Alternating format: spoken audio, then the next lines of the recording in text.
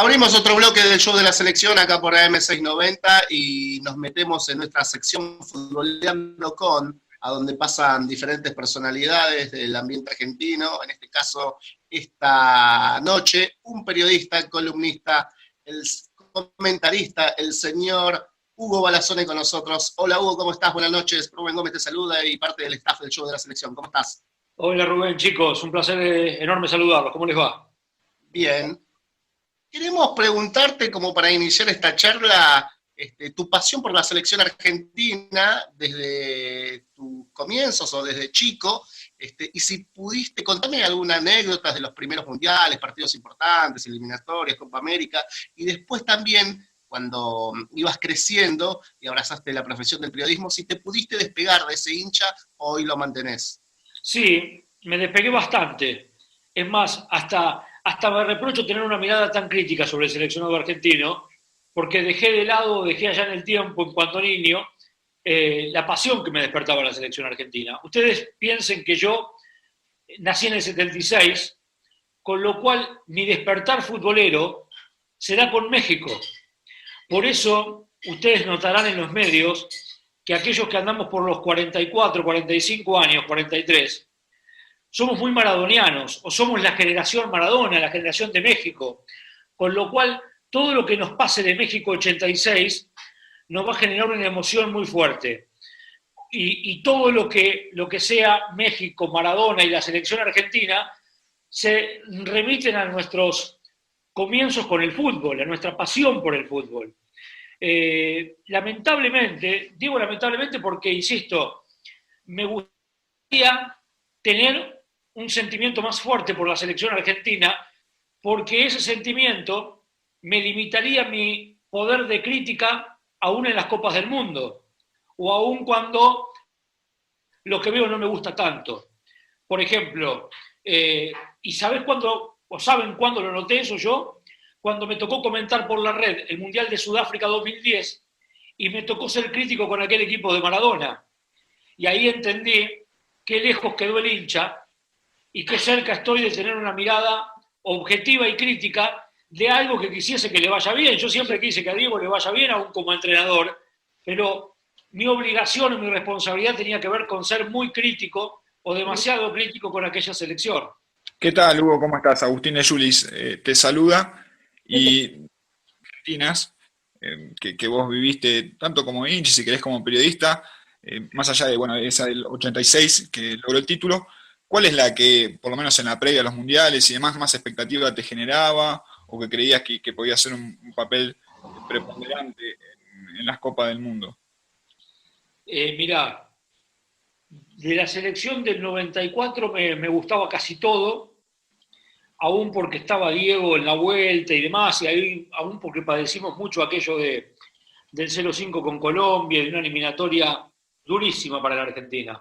Por eso ojalá que en estos días se confirme que el plan de eliminatoria será el mismo de siempre y que se jueguen 18 partidos y que no se modifique, porque volver a las 2 horas de 5 implicaría un riesgo excesivo que no sé si estamos dispuestos a transitarlo en estos tiempos de la selección argentina.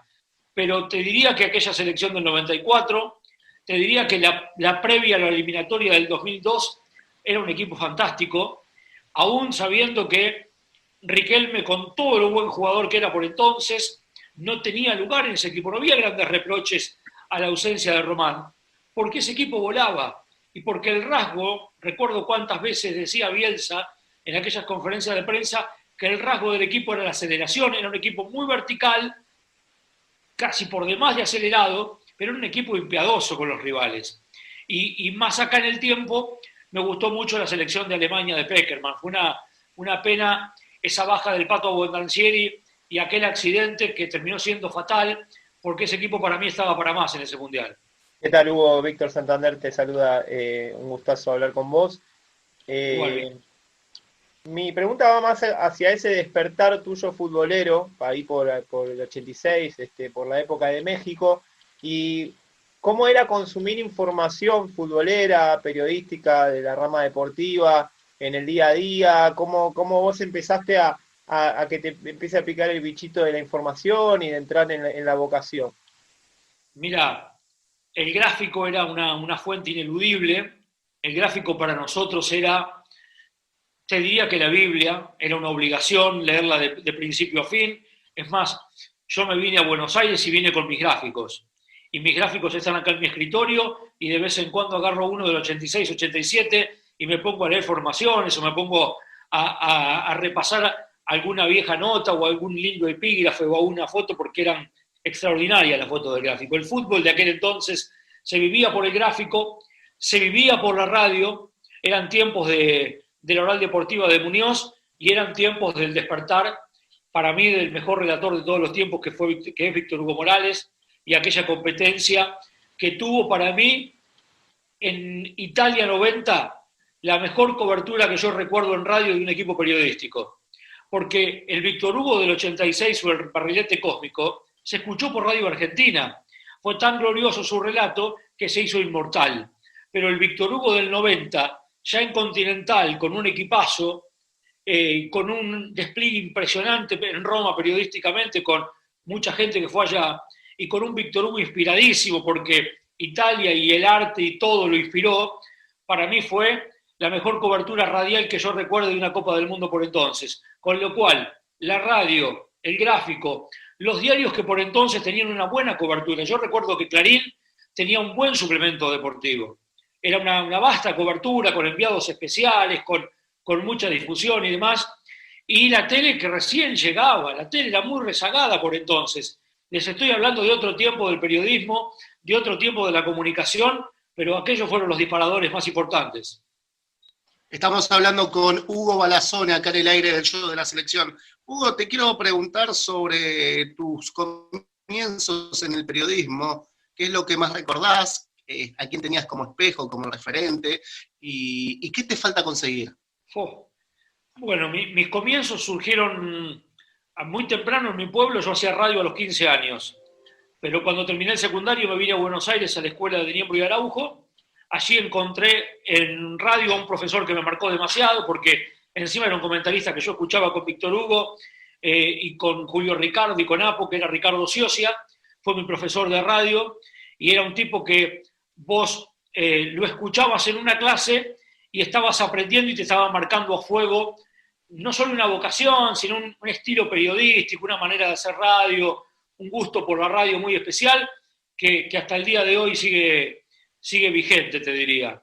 Esos fueron mis principios y profesionalmente recuerdo que en el 97 empecé a hacer estudios centrales en el Job del Ascenso en Rivadavia y daba resultados de la primera C y de la primera D para después ser cronista y todo fue un camino bastante largo para llegar a ser comentarista luego. Y Hugo, respecto de tu trayectoria en la radio, que es muy importante, y también hace mucho tiempo que estás ya instalado en la red, y la llegada a la televisión, ¿cuánto te cambió el hecho de empezar en la televisión?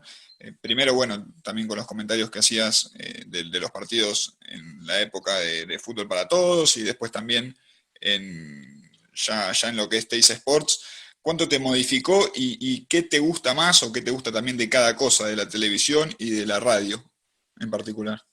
Te diría que por la televisión estoy de paso y que en la radio está construida ahí mi carrera por siempre. Ojalá que sea por siempre, ojalá que perdure mucho más lo de la radio que lo de la televisión. Los procesos en la televisión son más bruscos, más cortos, más efímeros. Un poco a la pregunta que me hacía Rubén y que quedaba inconclusa porque le hablé de mis comienzos en la profesión y de lo que me queda por cumplir, quizás sea desarrollarme un poco más en televisión, aunque en radio ya he cubierto tanto que he comentado tres mundiales por radio, por la red.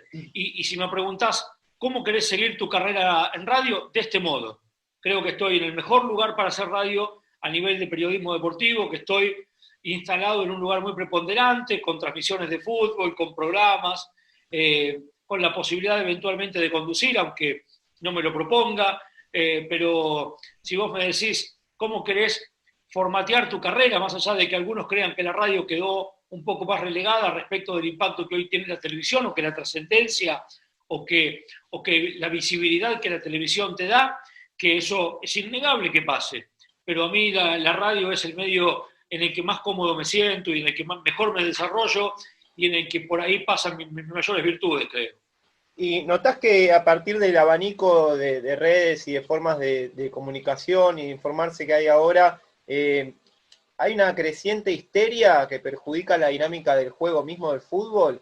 Que por ejemplo sale alguna noticia o algún tuit o algo y se empieza a magnificar todo y eso termina perjudicando la esencia de lo que es el análisis y demás. A ver, yo creo que hay una complicación para el abordaje del periodismo deportivo hoy, es hasta cuánto resiste el análisis del juego sin entrarnos en el show o en todo lo periférico.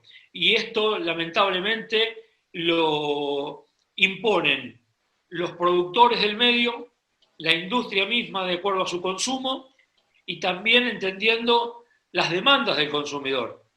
Porque nosotros cuatro estaríamos de acuerdo o estamos de acuerdo claramente que se debe en el periodismo de hoy analizar un poco más el juego en profundidades. Que el fútbol es tan rico, tan infinito, que da para un buen debate.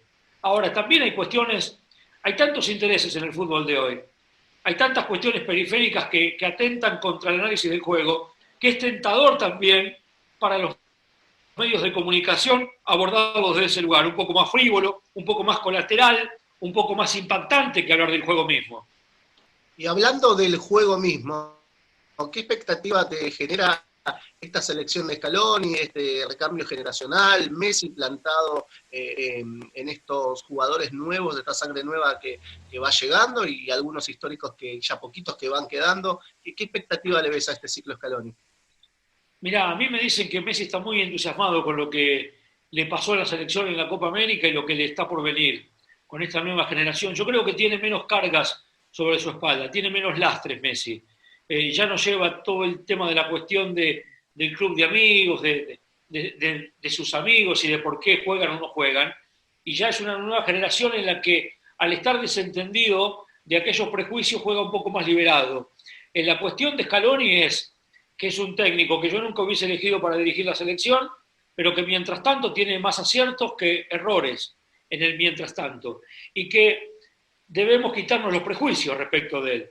Y que ya verlo no como un técnico de paso, sino como un técnico principal, porque ha sido ratificado, y que hay que verlo un poco más. Yo creo que analizarlo por lo que ha sido la Copa América, que fue un campeonato aceptable por parte de la selección, me parece por lo pronto desatinado o demasiado rápido o repentino hacer una sentencia sobre el que es Scaloni y la selección.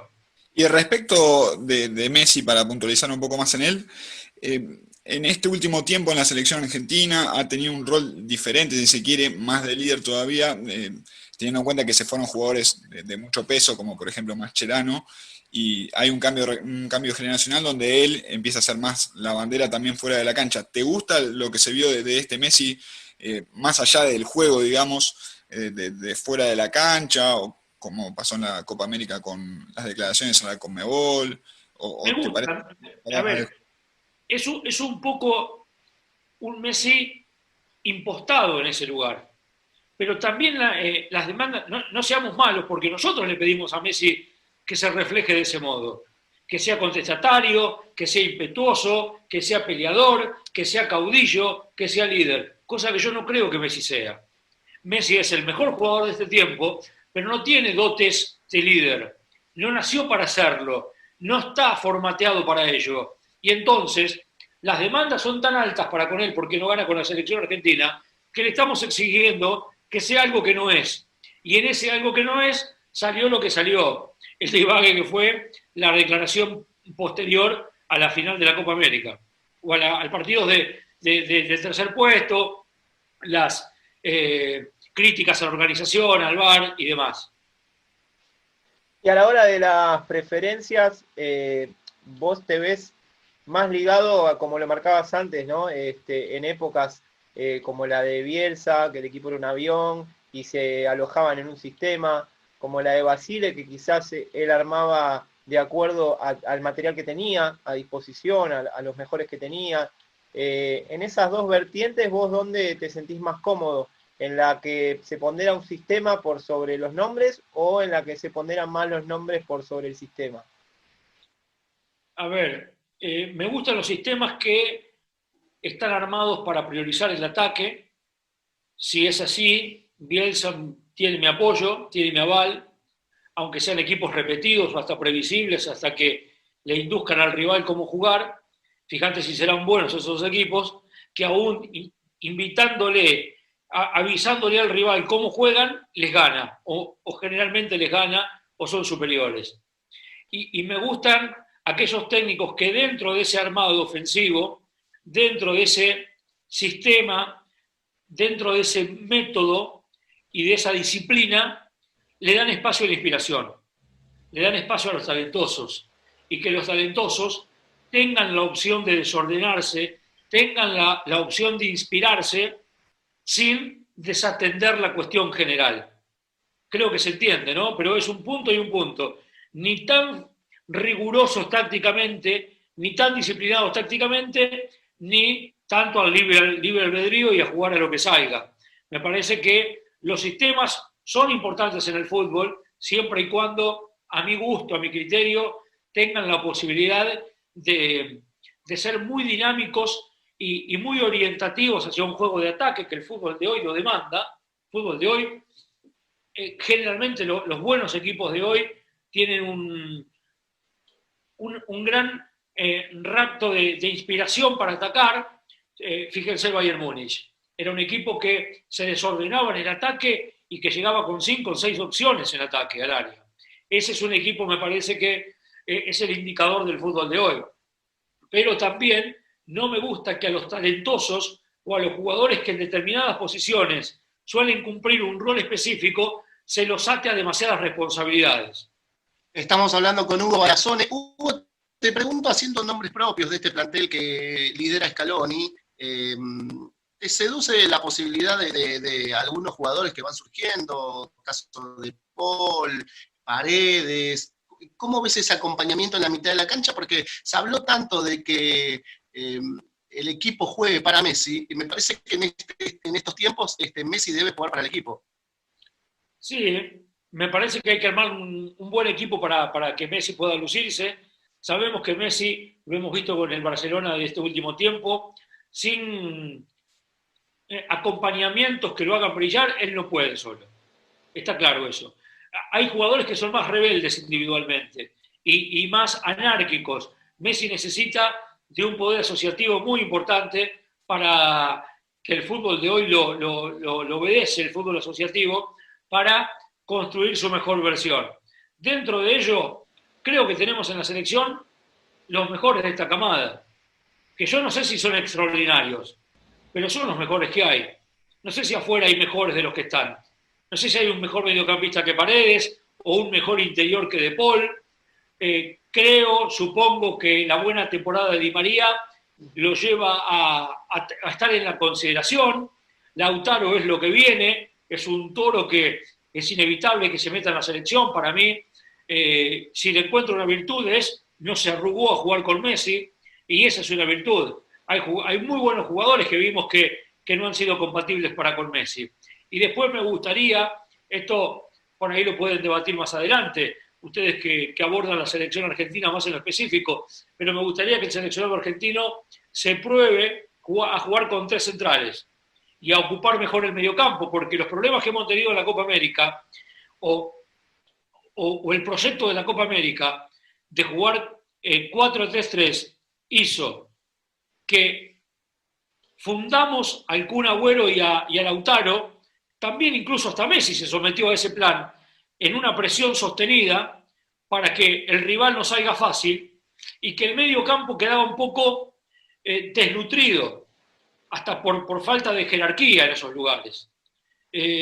Con lo cual, jugar con 3 centrales implicará, por ahí, no deteriorar el ataque y ocupar mejor el medio, ocupar mejor los espacios en la mitad de la cancha, con mejores recorridos por afuera y hasta con mejor presencia en la zona central del campo. Y eso te permite también lograr un mejor acompañamiento para con los 3 de arriba. Y si no, hasta te diría, jugás con 3 centrales, hacer un mediocampo de 5 y después tendrás que resignar o a Agüero o a Lautaro para acompañante de Messi.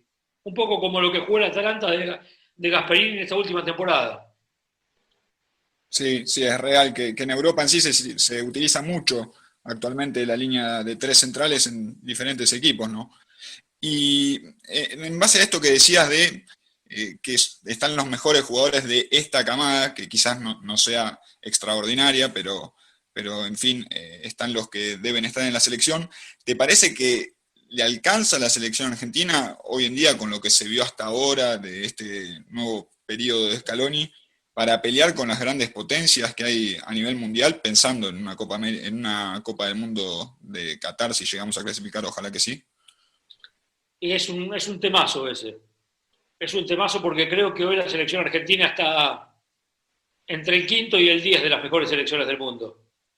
Y que me animo a pensar que no sé si está entre las dos mejores de América o de Sudamérica, y que en Europa vos ves el recambio de Alemania, ves la juventud de Portugal, que aún tiene a Cristiano en estado de gracia, pero que tiene jóvenes en gran actualidad. Ves lo que propone Inglaterra, ves el recambio de España, ves lo que es Francia, campeona del mundo, y con un recambio generacional, donde te aparecen jugadores como Upamecano, que se meten en el equipo y que hacen un desastre, y Mbappé que va creciendo, y decís, epa, la Argentina ni por asomo está lejos de ese nivel. Pero tendrá que crecer, tendrá que desarrollarse como equipo.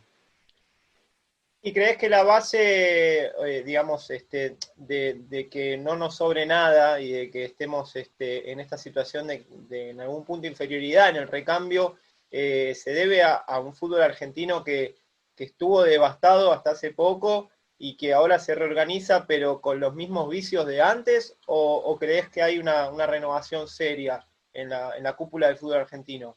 Me parece que hay una crisis estructural, una crisis de sistema, que va a afectar, me parece que en la cuestión formativa. Piensen que es un año perdido para la formación de jugadores. Piensen que los juveniles hasta el año que viene no compiten, no juegan. Y eso genera un deterioro muy fuerte, una generación, una clase quemada, o una categoría que ha perdido un tiempo muy importante en las cuestiones de crecimiento, en las cuestiones de aspiración a ser futbolistas profesionales o futbolistas de la élite. Me parece que el fútbol argentino tiene que reconstruirse con mejores procesos formativos. Los maestros los tiene, buenos entrenadores también, ideas también, pero falta contención por parte de los clubes y auspicio por eso, para el largo plazo, para que los procesos de formación de juveniles nos den una buena camada. Hablando de esto, del fútbol argentino, uno ve que la Conmebol trata a diestra y siniestra de que se jueguen sus torneos eliminatorios, o sea, las eliminatorias son de FIFA, pero participa mucho Conmebol, y sobre todo la Copa Libertadores, digo. Y en el fútbol argentino pareciera que están durmiendo la siesta en un somier los dirigentes y no le ponen mucho trabajo a que vuelva el fútbol argentino. ¿Vos por qué crees que es así? Y hay una gran comodidad, hay un círculo vicioso a partir de que siguen cobrando la televisión, de que el socio estoico no se ha borrado masivamente, de que el Estado ha aportado para el pago a los empleados de los clubes y que la economía de los clubes no se ha dañado salvo en cuestiones de sponsoreo, de venta de jugadores. Ahora, pareciera no importarles o importarles poco, o a algunos no importarles demasiado, que el fútbol argentino casi que no haya vendido jugadores a Europa.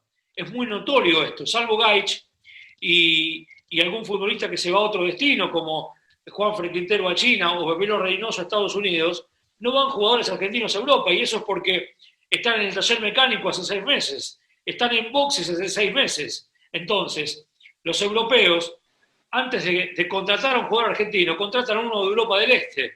Entonces, el mercado argentino está depreciado. Y en general, ¿qué opinión tenés de la dirigencia argentina en general, de la gestión que realiza? Porque también muchas veces parece que se van cambiando las fichas, como por ejemplo es ahora con la liga profesional, pero en sí los nombres son los mismos y no hay un cambio estructural en sí y no le termina sirviendo al fútbol argentino. ¿Vos cómo lo ves en particular? me parece que tenemos una crisis de cuadros como dirigentes.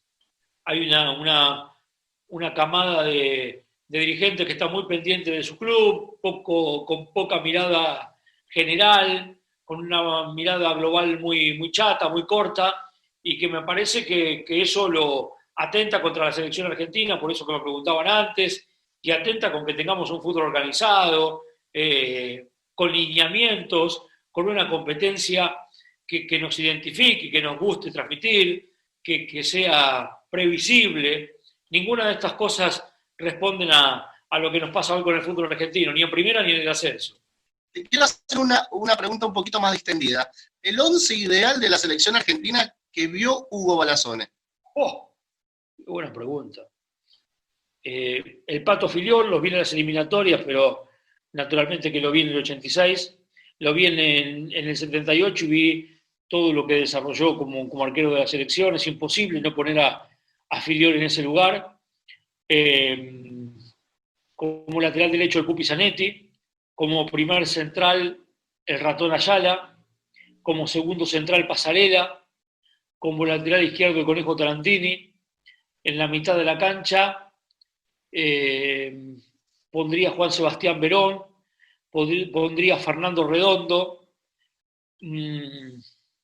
pondría a Pablito Aimar, pondría a Juan Román Riquelme, pondría a Leo Messi y pondría a Maradona, naturalmente. Jugaría con dos falsos 9, con Messi y con Maradona. ¿Y el técnico? El técnico... Oh, qué buena pregunta. El técnico que resume la selección argentina es César Luis Menotti. Si vos decís un técnico que resume la selección, muy bien, te es jugaste, Menotti. Sin Menotti no había historia en la selección. La selección argentina antes de Menotti era una sociedad de fomento. Eso es lo que nos dijo unas semanas.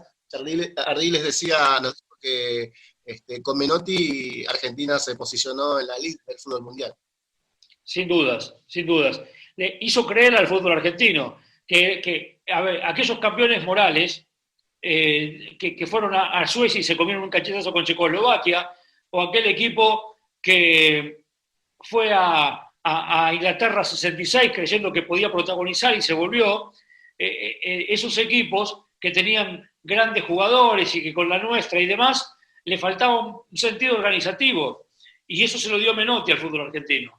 Te preguntaba, Hugo, de la actualidad, ¿cuál es el técnico argentino que más te gusta? Y el de hoy, el mejor es Gallardo. El mejor de hoy es Gallardo. Por supuesto que hay otros muy buenos entrenadores. Pochettino es un buen técnico. Simeone no me gusta su estilo, pero reconozco su potencial o a lo que juega y cómo logra convencer a sus jugadores. Hay una buena camada de entrenadores en la Argentina. Chacho Coudet está yendo muy bien. Bueno, el mismo Sampaoli es un técnico en el que yo sigo creyendo. Más allá de que hizo todo mal con la selección, si vos a Sampaoli le interrumpís, crees que el paréntesis de la selección no existió, repasás su carrera, todos sus equipos tuvieron una identidad, generaron supremacía sobre los rivales, ganaron más de lo que perdieron y son fácilmente identificables. Con lo cual te digo ya que Sampaoli es de las grandes decepciones que he vivido con la selección argentina. Pero, ¿qué crees que le pasó en el Mundial o en el proceso en la selección argentina? Quizás tener jugadores tan preponderantes para el fútbol de ese momento hizo que no pueda generar su idea, que no le dé el carácter quizás para imponerse y generar su idea.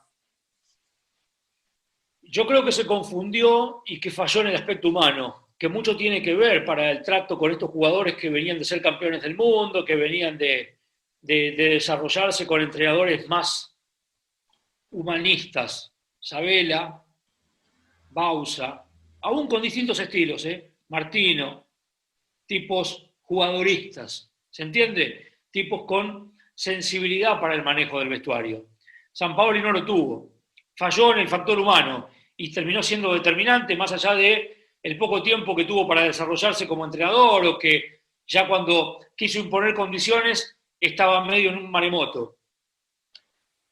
¿Tenés alguna anécdota de alguno de los mundiales que hayas vivido, con alguna personalidad destacada de la selección o de alguna otra selección del mundo, con alguna figura que te acuerdes? Mira, anécdotas tuve varias y muy, muy divertidas o muy lindas o muy curiosas para mí. Me tocó, por ejemplo, ir con Gustavo López al sorteo del Mundial del 2014, el famoso día que Crespi se puso los dedos sobre el hombro, como diciendo, vean, es por Grondona que tenemos este sorteo en la Copa del Mundo. Ahí me encontré con Van Gaal y le quise hacer una pregunta en español y Van Gaal estaba... ese día comprobé que Van Gaal mucho a los argentinos no los quería y ahí entendí un poco más a Román, a Riquelme, porque me puso el codo acá en la nuez cuando le quise hacer una pregunta en español y estaba respondiendo en inglés. Nosotros los periodistas argentinos tenemos ese, que a mí me sigue gustando mucho, esa capacidad de inmiscuirnos o de meternos en lugares donde otros respetan más o cuidan más esos lugares o esos cuidados, y yo estaba en vivo y le quise hacer esa pregunta a Van Gaal y me comí un codazo magnífico. Después me tocó vivir una situación muy particular en el Mundial de Brasil, porque la radio me manda de Río de Janeiro a San Pablo a cubrir el primer partido de Brasil en el Mundial. ¿Se acuerdan de ese árbitro japonés que le regaló los penales a Brasil? Creo que fue con Croacia ese partido inaugural. Sí. Exactamente. Y ahí tuve la chance, ahí descubrí por qué los brasileños son los mejores en las relaciones públicas.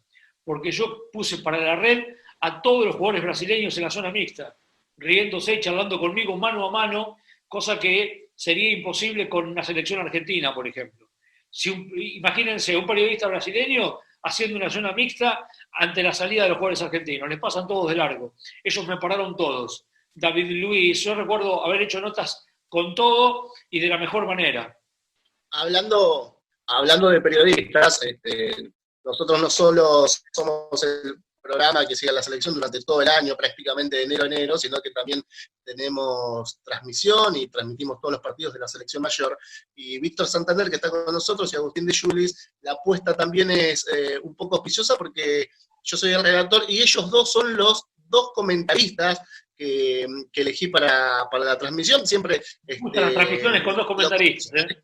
Me gusta el comentario. Si se saben entender, enriquece mucho el juego de voces. Esa es la apuesta que trato de hacer. Yo soy el redactor y bueno, nada, te pido, si podés, si querés, que les des algunos tips, algunos consejos, vos ya que yo te admiro como redactor y ellos más como comentaristas. No, primero que conozcan mucho del juego, que sepan a quiénes van a transmitir, a qué jugadores van a transmitir, qué estilo de juego proponen cada uno de los equipos. Cuanto más conocimiento haya, va a ser más fácil la cosa. Y después contarlo con la mayor claridad posible y tratar de no tergiversar lo que pasa. La realidad del comentarista pasa por contar lo que pasa, ni más ni menos. Aunque resulte sencillo, aunque parezca una obviedad, no lo es.